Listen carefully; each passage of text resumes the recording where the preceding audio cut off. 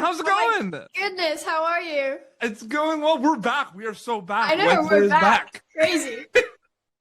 I mean, super quick, how would you compare Enid in season 2 compared to season 1? Because season 1 is an equal playing field for everyone. Like, we've never seen this character. You never saw that character before. You've never played that character before.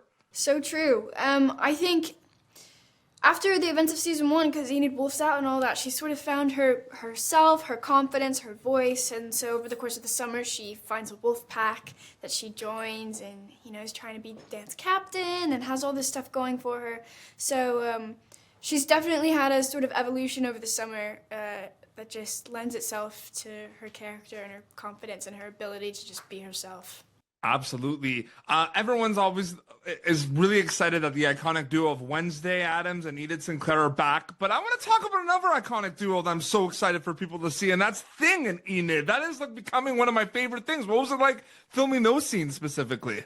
They're always really funny to film. You have to do it so many times because you have to do it with Victor, who plays Thing, then you have to do it with a prosthetic hand, and then you have to do it with nothing there. So we end up doing those scenes more than we normally would.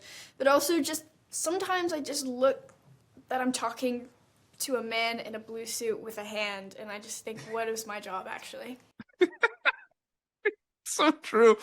And it's interesting, right? Because we're back, like we said at the beginning of the interview, Nevermore, we're back in Nevermore Academy. What was something exclusively for season 2 that you were really kind of excited to film, or like something really cool about season 2 you could tell us? My favorite thing, I can't spoil it, but it's in episode 7. Was so exciting to film. I worked so hard for it. And I wish I could say more about it, but people, I think, will know when they watch episode 7 what I'm talking about. Yeah, you're just gonna have to watch part 2. Maybe they'll go back to the interview once episode 7 and be like, I know what they're talking about. Exactly. Exactly.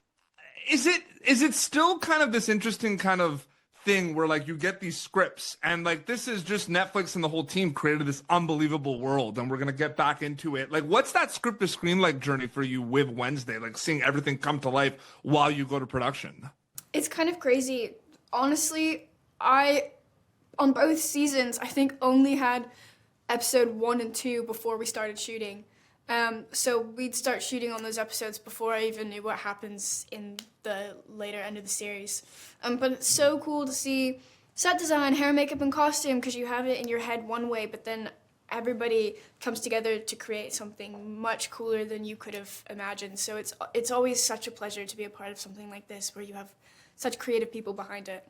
We chatted about this a little bit last time for Family Switch, another Netflix project of yours. And I know when you're there playing Enid, you're not thinking about the audience much because you're in kind of the zone with the character. But when you get to set and you see everything, right? Do you have kind of conversations with Jenna or anyone being like, wow, like people are really going to feel like this is going to be cool when people get to see this? Does that happen a lot as well? All the time.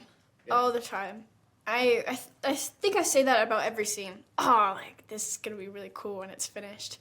Because there's just, especially this season, there's so many cool sequences that I think people are really going to enjoy. And this is my favorite season out of the 2, so I'm really excited for it to finally come out, because it's been a long time coming. I know the answer to this is probably going to be no, but like, were you able to keep anything from Enid's wardrobe?